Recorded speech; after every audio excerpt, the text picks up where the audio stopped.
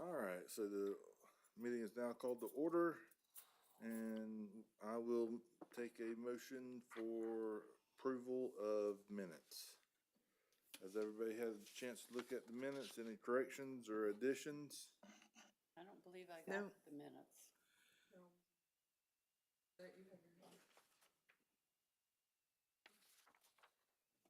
Now, I do have a question, Beth. Is, No, I didn't. what print is some out. Rachel's last name? I saw the agenda, but I didn't realize there was Height? I'm new. H-I-T-E? Okay, because in one part it is spelled kite. Okay. I can fix it, just don't sign that, and I'll bring them at the next meeting. Okay, You can approve them with that correction. okay. Okay, so I'll take a motion with, for approval with the, Ms. Height's, name being corrected in the minutes. Motion. Second. Have a motion and a second. All in favor, say aye. Aye. Any opposed? So carried.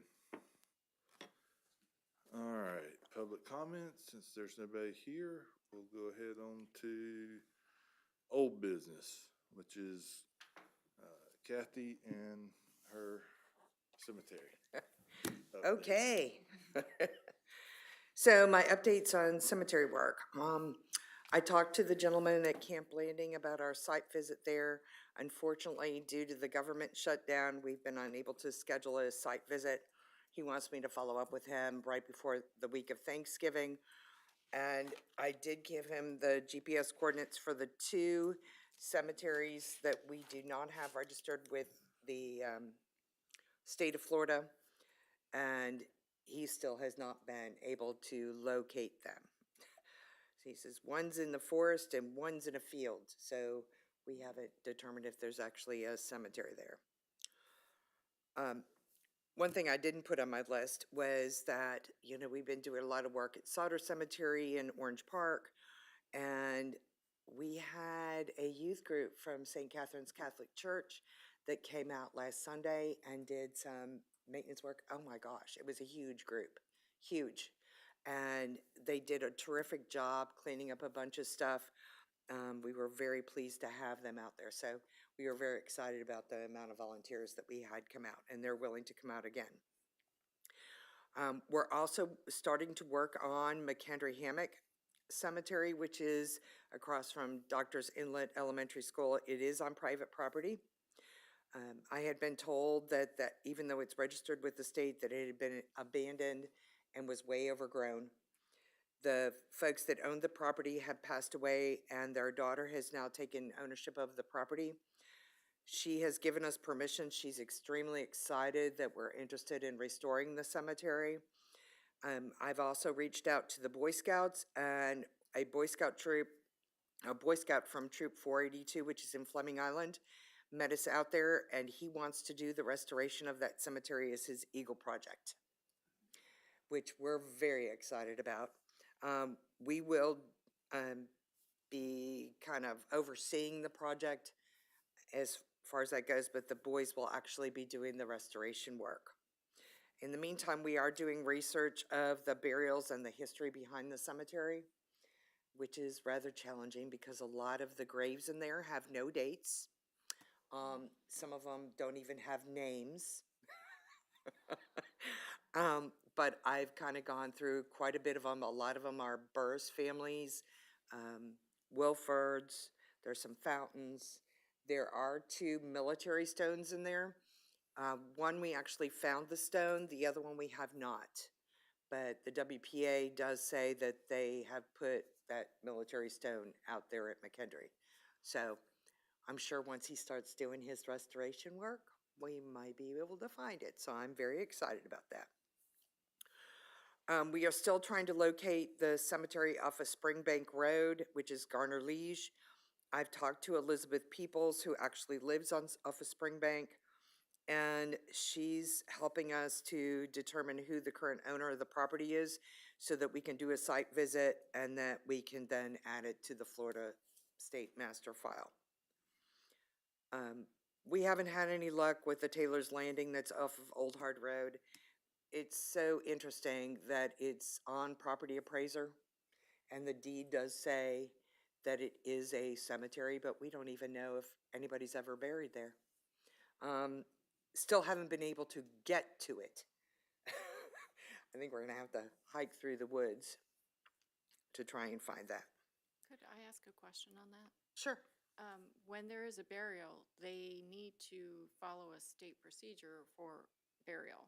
So would there be any records through, They don't necessarily, if it's private property, they don't necessarily need to find it. It's not a licensed cemetery. but the So- body has to be prepared a certain way, and I think they have to go through a certain process that way before they do the burial anyway, don't they? But the deed for this property dates back to the early 1900s. Okay, So, so the records, yeah, we don't think we would have No. anything. no. But it is on property appraiser, and the deed does say that it was deeded to be a cemetery. We just haven't been able to get to it and can't seem to find people that are related to determine if there's actually burials on that property. But property appraiser says it's a cemetery. So that's interesting. Just kind of an update, FPAN, the Florida Public Archaeology Network, has their Cemetery Resource Protection Conference that's coming up next year. It's a 2-day conference in Monticello, Florida. It's February 26th and 27th. I plan to attend. I think my husband's going to attend as well. It's a 2-day event that's focused on preserving Florida's historic cemeteries, and it's open to anybody that wants to register for it. There is a fee, but I'm very excited about it. I think it would be a great thing to go to, things to learn about. Those are the only things I have on cemetery. I have a couple other things, but I'll wait till later. Yeah, it's been amazing at Pleasant Point. So totally finished clearing it. All the trees have been cleared, all the stumps have been ground, and just today we found out the fence is gonna start on December 4th. So it'll be done by December 20th, and then we're gonna have a big gathering to commemorate the cemetery and put up the sign on December 20th. So it's gonna be all done, and then I can help you a little bit. Just a quick comment, can we present at this thing? Oh, at the conference? Yeah, because we're the people on the I'll ground. send you the link because they are accepting presentations that you, for submittal and approval, by December 1st. Great. So I'll send it to you so you can take a look and see if you have something you want to present. Great, thank you. Hey, 2 questions. Some people in the community have helped us so much. Does the Preservation Board ever acknowledge people or thank them by having them come as a public entity? And We haven't in the past, but you're welcome to add that if y'all would like to do that. We could see about coming up with a certificate or something of appreciation and all right, I might email you and see what we can think of. We'd have till January, February, certainly. whatever. Last question. The county commissioners are the ones that oversee Magnolia Springs Cemetery, is that correct? I don't know if it's the city of Green Cove that owns it or the county, but one of the two I can't- does own Magnolia Springs Cemetery. Okay, I thought it was the commissioners. I'm trying to find out who takes care of it, because then perhaps we could talk to them about taking care of Pleasant Point. And if the county's working with them, then the county would already feel comfortable with that. So that when we write a proposal for taking care of the cemetery throughout the year to get grant money for the black cemeteries, then we would have an entity the county's already working with, and they could probably give us a good price on what it would take to keep up with the cemetery. Vichy may be able to tell you more about that. Okay. I don't remember if it's the county or the city of Green Cove that owns it, And I but thought, it's the only one that's owned by one of those 2 entities. right, I have a question. I'm a newbie, so I know you've been doing a lot of cemetery work. I actually knew the Pleasant Point before you started working on it, as you could barely see an arch from the road. Extensive cutting of trees. clearing of land, who paid for all that? And who approved all that? I'm not denigrating it, I'm just asking, like, what is the procedure when you see an abandoned piece of land in a wetlands area? It's definitely wet there. Was that, you just get to do what you want, but who paid for cutting down the trees and all that? I'm just curious. So this has been the most amazing thing, because when I started in the back of the cemetery by myself with some clippers and stuff, and it's an acre and 1/4. It's unowned land, so every once in a while I had to navigate that because people would tell me I had no business out there. But in the end, the property owner that owns all the land around it, he's the one putting the fence up. He came out to help.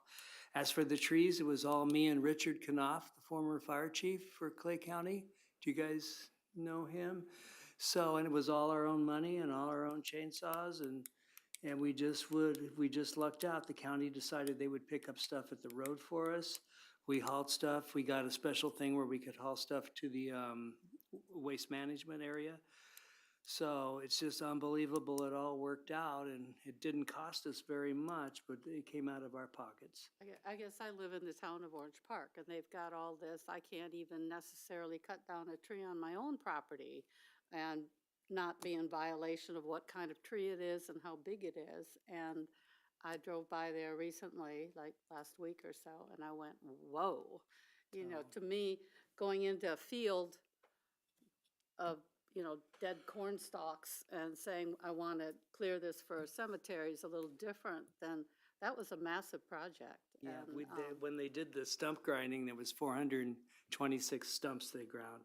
So and that's how many. St. John's River Management didn't tell you you were too near a creek or anything? Nobody came out, and Richard Knopf, I think, stretched the rules a bit. I hate to put that on record, but I'll leave it at that. I mean, nobody challenged us. Every once in a while, some neighbors came out very upset about what we're doing, but it's unowned land. It took the VA a little bit to process that. Oh, and Moses Johnson's headstone will be here Monday. That's one of our veterans from the Civil War.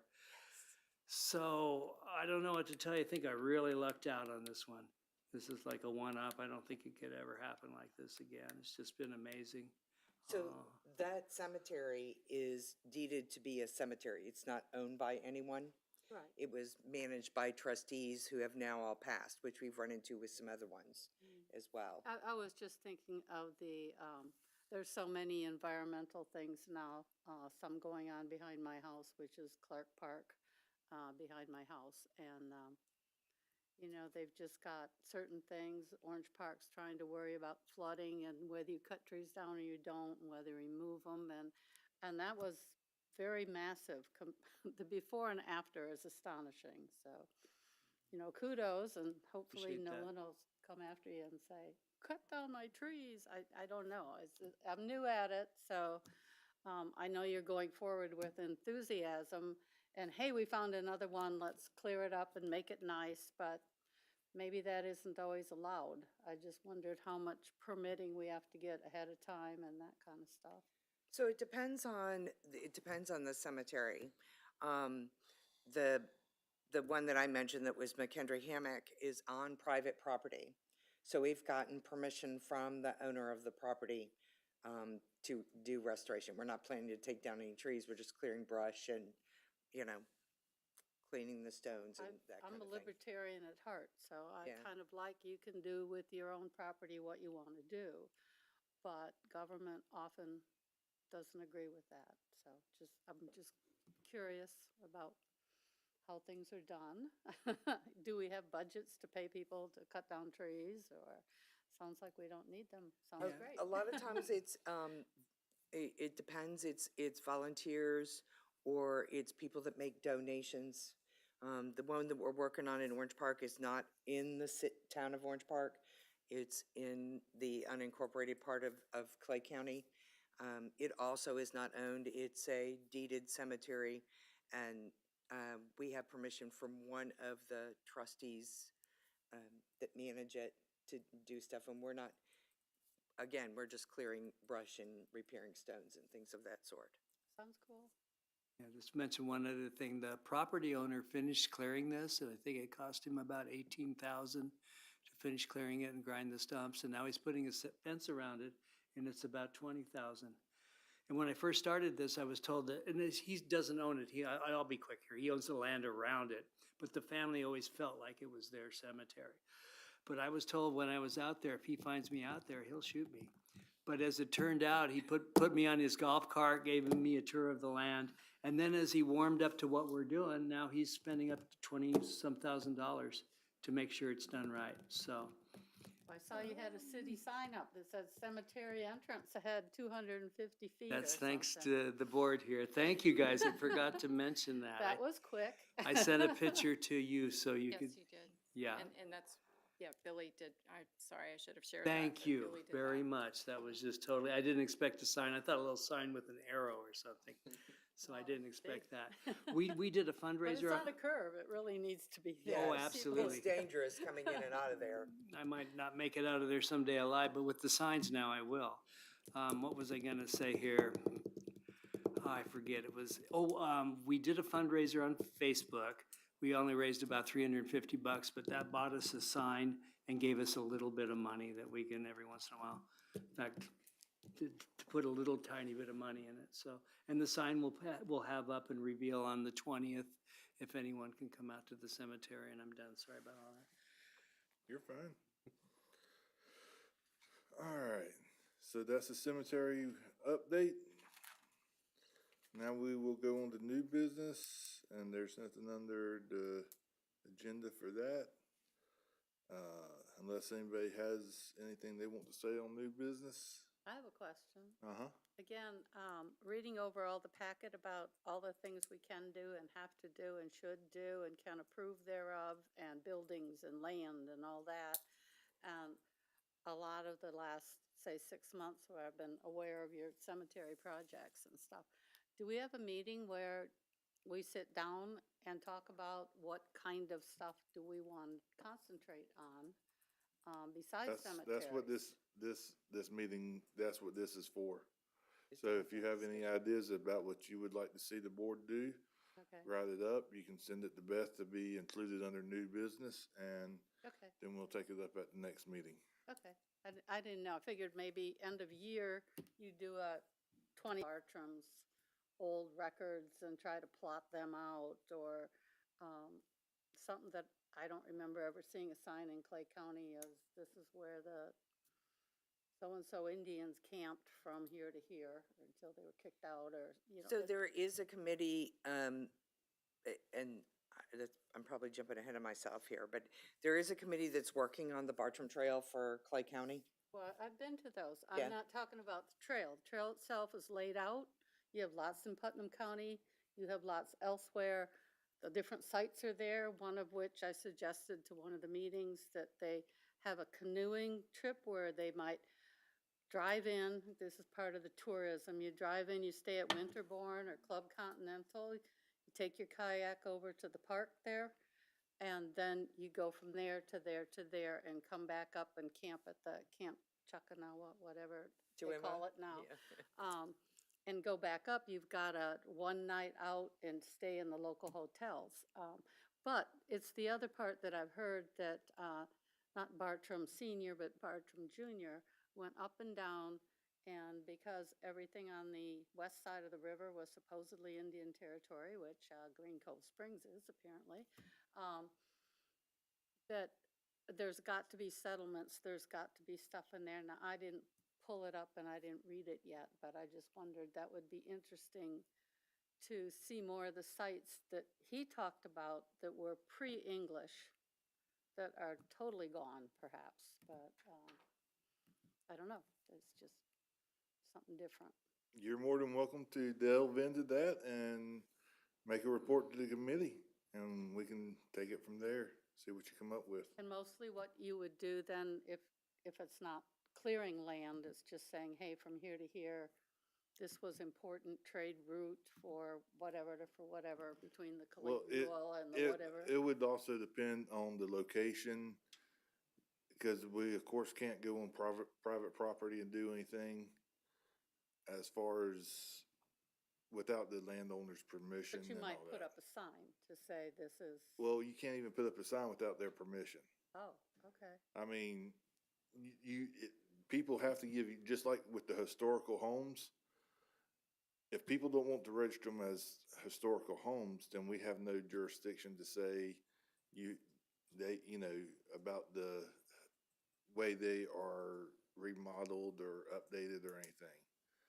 So, some of it is landowner or owner's responsibility to register with us for us to then have oversight over them.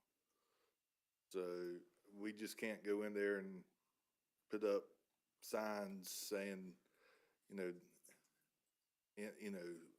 Indian Village was here 250 years ago. We just can't. Yeah, I saw the list of all the houses and stuff, and because I'm in Orange Park, I kind of like went, wow, these places aren't even very old, but how did they get on your list? My house is not on your list, but I am close to the Grove Park Elementary School and close to Clark Park, so I'm in an older section. But like, if I wanted to say, hey, my house is now getting close to 60 years old or 50 years old, whatever it is, built in 68. What does that do for me how did these people get on the list and why are they on the list, I guess is my question. Okay, you're stealing my thunder a little bit. Okay. That's okay. So what I sent out was the master site file. That's through the state. That is, people get on there, or properties get on there a couple of different ways, if they voluntarily do it, or if there is a survey done of the community, then they have an indication of the age of those properties, and then I guess people would still continue to go and fill out the records for those properties. I wanted to talk a little bit more about that, and I can but what I provided you was the database from the master site file from the state for Clay County. So like for cemeteries, it has to be at least 50 years old. It does not have to have the owner's permission to be registered with the state on the Florida master site file. So I could actually register my neighbor's house, which is 2 years older than mine. Yeah, And it would I don't be on know a much about the list, building part. Or, I'm just curious, I mean, if you want to save people half the value of their taxes, but we already talked that it wasn't really that, they might say, hey, sign me up. But otherwise, I didn't, like, what would be the advantage of getting on the state's list or the disadvantage, or? I think the advantage is just to get the recognition and the acknowledgement that this is a house that could be, or a structure that could be of potential historic value. The next step would be a local designation. So if our board could designate, the Board of County Commissioners could designate, if we had policy that allowed that, then those structures would be protected. Right now, it's more of a matter of documenting the historic properties and sites that are out there. And I have a map that I'm going to share with you all, but I can wait. I want to make sure your questions are. Yeah, it sounds interesting. It's just a whole new area that I'm learning about. So. Me as well, so.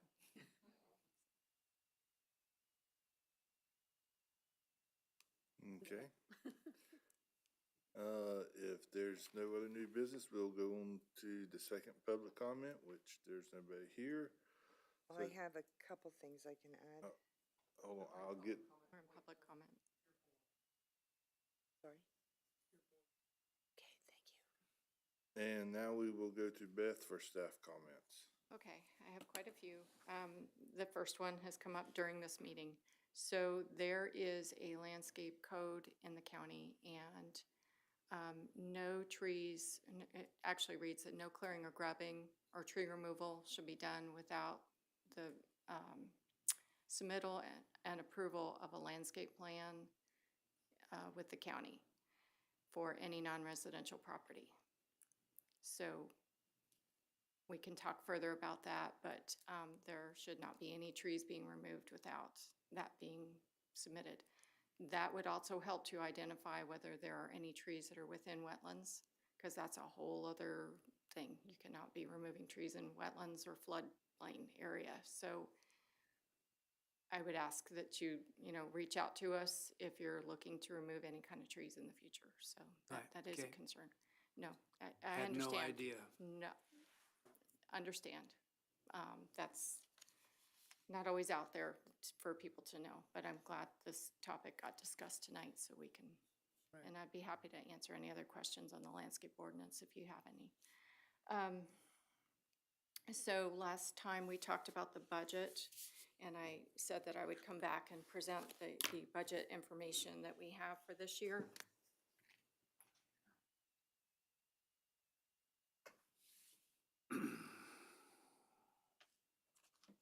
So this year's budget for '26, we have a budget of 10,400. And below that, I've shown you the markers that we have in various stages and the cost of the markers as of present day cost of the markers that has changed, of course, over the years. So we have the Brandon Field OLF marker, which is in production, so we will definitely be on the hook for spending that 3070. St. Mary's Episcopal is awaiting council review, and they had told me there would possibly be in the springtime. So then we're looking at 5-6 months after that. So potentially that one could be within this calendar year as well. So another 3,000. Middleburg Colored School is in progress, and we have community contributions for that. So I'm not sure how much that will be, but that's what we're looking at. Middleburg Museum is also in progress, again, 3,000 on that one, and then 4-11. So that's kind of our budget is pretty well committed through the year. And, it's just depending on the council when they review things and through the production process. So I wanted to share that with you. And when you talk about the council, you're talking about the commissioners? The state council The state. that reviews our marker Okay, for the state applications. markers. So I'm sorry, Okay. I didn't make that clear. Yeah, these are all state markers, correct? Correct, yes. Now, of course, Middleburg Museum had wanted to have a sign put up on their site, so, and I'm confused. Do we own that property, Billy? Does the county own that property, or is Yes. I that? believe so. I think we do. Yes. So we can figure out, we'll have to work on that one to see how that sign could be put up. And Billy has arrived at numbers for the cost of signs as well as the cost for installation, and that will be added to the application. We'll also have to figure out a way that funding can be added to our budget, and we'll work on that. Do we So, have a final application for the county signs? no, it's not absolutely final. We still have these numbers to add to it, but if they wanted to go ahead and apply, I can give them what we had been working on up to this point. It's close enough. It's got all the fields that we need for them to fill in as far as their, I was thinking that we also need to have maybe a resource list, that they need to provide us with some resources for their data, because they're giving us information of historic value. So can it be documented? So before we go putting it up on a sign, can we document this, or is this just someone's personal account? So, Talking about what supports their information. yes. Okay, so Yes. they have that. I don't think there was a place for that to be on the application. So I'm thinking that should be something added to the application Okay, for them to provide to you, because you would then be finessing the wording of the sign, but also possibly researching the documentation to make sure that it is accurate, because you're going to be responsible for that material going on the sign. You want to make sure it's correct. okay. So I know That- they're eager to get the county sign up there. I'm since sure. It's gonna take a while for the state one. Oh, yes, quite a while. So, Beth, so Any future markers would be in the year 2027. For instance, if we put forward verbiage for Pleasant Point, that would be in the following year after next year. it would follow whatever the last one is. I mean, 4-11, if that's, Okay. I so, thought maybe this was all this had maxed out the budget for 2026, or is there more money for? No, this is it. This Okay. 1040 is it. So, Okay. you know, some of those will be rolling to the next year and Unless you want to do a county sign, Right, right. which the cost Could is going to do be it. considerably less. correct. Okay. Yes, you could. Okay, so you had also raised the question, or, you know, raised the thought of doing more work other than historic markers, which understandably, that's part of your mission is to do some other things. I'm going to share this map with you. This is.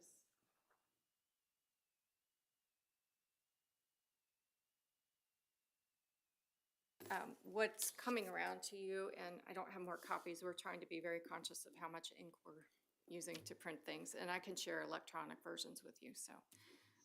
This is a map that I asked GIS department to come up with, and it's using the property appraiser's data for year built, to look at the properties in the county and see what properties we have that are over 50 years old. So I used 1976 as the threshold year, what's been built prior to that. And so GIS did a map. There is a database Excel file that goes with this, obviously the property appraiser's data, where we could, because that's not terribly helpful. I was hoping that it would help us to target areas that have clusters. You know, obviously subdivisions go in at a certain time, so you know you've got this subdivision that was maybe built in 1975, so that certainly qualifies. But all this is getting towards the idea of perhaps applying for a grant for a survey that we could ultimately then start building the master file with additional, the state master file, which we've been talking about, with additional properties, just to record them, get them. This also would be an opportunity for you all to, if you choose to, using that Excel file, you can look at the records and find that house that was built in 1929. We can help do some sorting and figure out where those are. If you wanted to do some outreach and do some research, you could help build that master site file, because just because we have a survey done doesn't mean that data all gets put in. It just identifies where these significant resources are. So this would be something that you could work on if you were interested. Another thing I did reach out to the state to see some other things that could be done as a board. They suggested also you could work on heritage trails, which similar to the Bartram Trail, and also educational outreach events. So if there was something that you wanted to do along that lines, if you obviously have expertise in cemetery cleanup. I don't know what other fields, what other areas you might want to, but perhaps, you could have an event that brought some awareness to that. I know the Orange Park Historical Society just did their Moonlight on Magnolia, which they do every year at the Magnolia Cemetery, which is an awesome event. And I wish they had done more advertisement about it, but it was a great tour, and there's several of them. I've been talking to some of the folks at some of the other historic cemeteries about doing historic tours and talking about the people that are buried there and the life that was in Clay County and stuff. So we have some discussions going on about that, which would kind of fall under that educational area that you're talking about. And I'm sure Vichy would always, appreciate extra help, in the events that she sets up, and certainly with the museum. Melissa, I think, are you still working at the museum? Do you have enough volunteers there? Do you need volunteers? And we could always use more. okay, We definitely need to expand volunteers and board members, so. okay. Well, certainly things like that help get the word out. Let me see. I think. One of our current volunteers, Bob Scallon's putting together a tour of Magnolia, or I'm sorry, of Hickory Grove, Old Hickory Grove Cemetery. Yeah, he's trying to work on that. They're also doing a big veterans event on Veterans Day at Magnolia. Okay. Well, we could just, think of some other events, maybe if there's other events, maybe there could be a booth set up, a table set up and, create a historic preservation board and we could have some maps and some data and I don't know if you wanted to find ways like that that are not gonna cost money, because obviously our budget is not there, but that might be an opportunity to join an event and, bring awareness. You're separate from the Green Cove Historic Board and the Orange Park Historic Board, but, maybe if you see that as a, Together some self-guided tours as well that wouldn't require as many volunteers. But then publish them and let people know that there are self-guided tours for some of these historic places. and so you're saying specifically a house or a tour of different houses or something like that? Well, of cemeteries. I don't know about the different houses. I mean, a lot of the areas do historic home tours. Riverside and Springfield do that up in Jacksonville. Keystone as well, Yeah. yes. So, Clark House, they have historic tours also. yeah, of Clark House. So I also don't our know of any tourism others. department might Doing be, some, the Clay County Historic Society has a couple coming up, historic houses where we're inviting people. I think we just need to get the word out. That's the hard thing, is just let people know about the events and things that are going on. well, certainly during your commissioner comments or board member comments, that's a great time. That's our Board of County Commissioners often are presenting, events that they're wanting to bring awareness to during their comment period. So certainly feel free to bring anything like that, date, time, and bring some awareness to it. So, let's see, our next meeting will be, we don't meet in December, so our next meeting will be January 8th. It would have been January 1st, but I'm pretty sure none of you will want to be here on New Year's Day. So we've gone ahead and moved it to the 8th. But normally it will be that first Thursday. And I sent the calendar out to y'all, as well as the deadline for submitting an item that you want to have on the agenda, which, I'm happy to put things on the agenda, so, please take advantage of that. With that, I have nothing further other than wishing you all happy holidays, and we'll see you in January. But you can always reach me by email. All right. We are now at the board members' comments. And we'll start all the way down and we'll work our way this Any way. Comments? I think I said enough tonight, thank you. All right. So I have two things. I had talked to Cindy Cheatwood with the Orange Park Historical Society today, and she wanted me to mention that the marker for Nelson Point has been approved. I'm not sure I know what that is. She said the Nelson Point marker has been approved and they will receive it in about 7 months. Does anybody- Nelson is Bradley Park in Is it? Orange Park, in the town of Orange Park. It's the #1 on the Bartram Trail list. Okay, It's like, as soon as it's actually in the town of Orange Park, just Okay. off Plainfield Street. They named it Bradley Park, but it is Nelson Point. So, okay, and a lot of people still want to call it Nelson Park because he donated the land to the city to make a park. And that Okay. is close to the first stop where he had like a few yards from the Wadesboro Spring exit, which he did say he would stop there, but it's private. So this is a public place, and that's what I was saying. You could actually, they have a kayak launch they put in there. It's all very oh, new. yeah, I know where that is, And yeah. so, yeah, the idea is you could start off right there at Bartram Park and, well, not Bartram Park, Nelson Point for Bartram Trail. Easy access in a way, because then you can be kayaking over to several of the other points as he did. Okay. Yeah, she just happened to mention that, and she says, would you let them know? I said, absolutely. That's all I had. Good.